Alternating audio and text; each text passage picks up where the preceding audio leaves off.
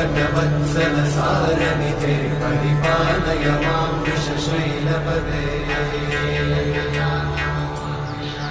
अतिमेलतया तव दुर्विषहैरनुवेलकृतैरपराधशतैः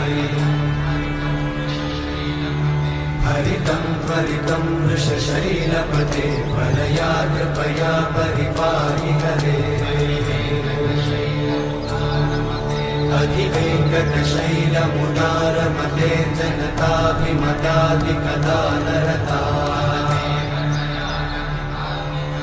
परदेवतया गदितान्निगमै कमलादयितान्नपरं कलये